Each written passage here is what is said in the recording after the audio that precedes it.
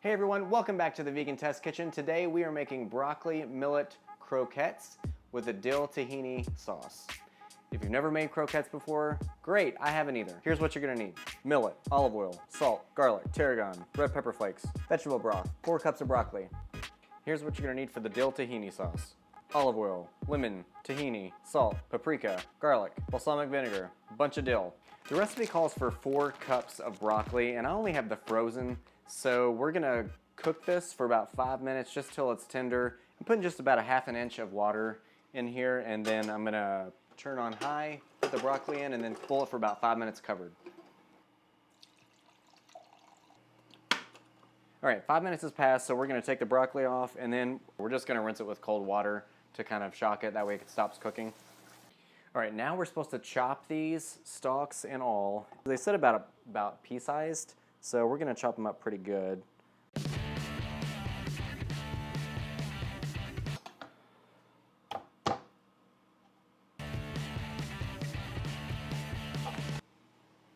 All right, now we're gonna put a pot over medium heat, and we're gonna saute the oil in it. All right, we're gonna throw the garlic in there. It says to saute for 30 seconds. All right, that's about 30 seconds. So now we are going to add the tarragon, red pepper flakes, and then a few pinches of black pepper. I don't know how many pinches comes out of a couple turns.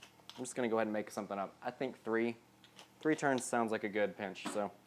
Now it says to add the millet and stir constantly for about 3 minutes to toast it. They said it should turn a shade darker.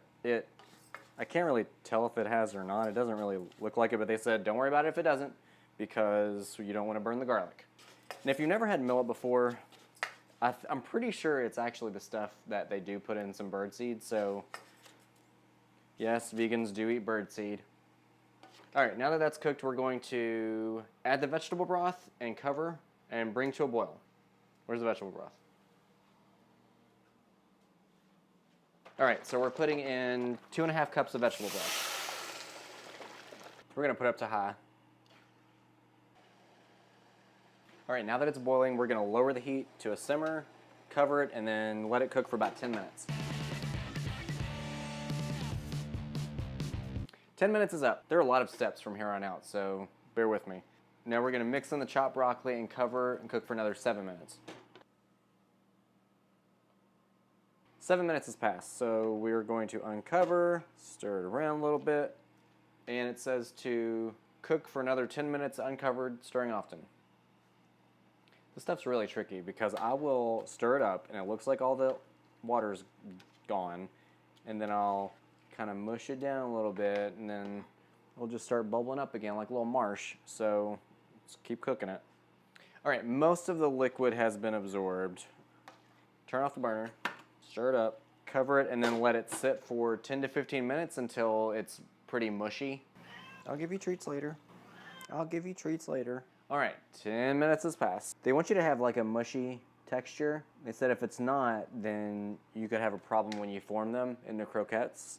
Let's let it set for another 5 minutes. It says you do not want to screw this step up, because if you do, then the vegan police are gonna come get you, and you don't want that. So just make sure it's going to be mushy, otherwise they're going to fall apart in the pan. You're going to scream and throw them everywhere. Don't do that. Why'd you do that? 5 more minutes has passed, so we're going to check the mushiness level. They said you want it to be like a polenta consistency. I'm going to make the executive decision and say it's done. So now we're going to put it in a bowl, let it cool for another 10 minutes, and then after it's cooled, we're gonna stick it in the fridge for 45 minutes. And they said do not skip on this part either, because if you do, that will be the second offense that the vegan police will come after you, and you don't want to end up in vegan jail. Just do it. And they said to make sure to stir it every once in a while, because it needs to cool down properly, otherwise it ends up mushy in the skillet. All right, now that that's in the fridge, what we're gonna do in the meantime is make the Dill-Tahini sauce. Really all we're going to do is throw all the ingredients into a food processor, chop it up, and then throw it in the fridge to let it chill a little bit. It calls for a cup of loosely packed dill, so we're going to see what this does.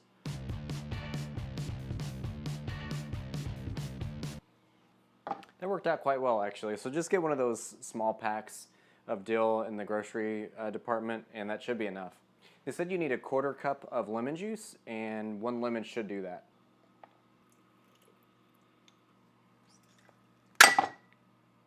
Well, you're not supposed to break it. At least we got the juice out. And there goes the seeds. Can't believe I did that. See, this is how strong you get when you're vegan. You just break shit randomly.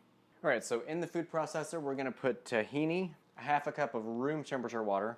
It was slightly warmish. Garlic, lemon juice, olive oil, balsamic vinegar, paprika, and salt. And we're gonna blend until smooth. Now we're supposed to add the dill and just pulse it a couple times so that there's still some little chunks in there. All right, now we're gonna transfer it to a bowl and then stick it in the fridge. All right, 45 minutes has passed and we're taking our millet mixture out of the fridge and we're going to ball it up into golf ball sized shapes and then smush them together and then roll the edges a little bit. You'll see.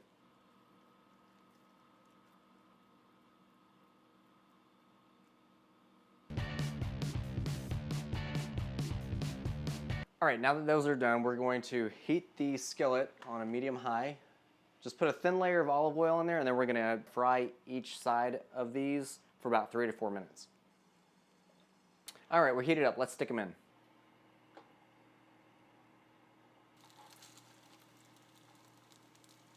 All right, I think this batch is done, so let's plate them and try it with the tahini sauce. While we're trying it, we're gonna cook the last batch. Now for the taste test. So I'm gonna try it without the tahini sauce first. So they did say in the book that it was going to have a fairly light flavor and that you should definitely make a sauce with it, which is why we did the Dill-Tahini sauce. You can taste the broccoli for sure. If you're a broccoli fan, you'll like it. It's a little bit spicy because of the red pepper flakes. It's spicier than I thought it was gonna be actually. So let's try it with the sauce now. It's good. I know it doesn't sound like a ringing endorsement. I feel like they didn't brown as much as they should have. Maybe it was because they were a little bit more mushy than, I probably screwed something up along the way. They're not horrible by any means. I feel like they would be good for a little appetizer or maybe for brunch or something. They're not a horrible taste. I don't know if I would make them again because I feel like it was a lot of work. It's okay. It's good. Thanks guys for watching, and if you liked it, just hit a thumbs up. I would really appreciate it. And of course, subscribe for the latest videos, and I'll see you next time. Thanks.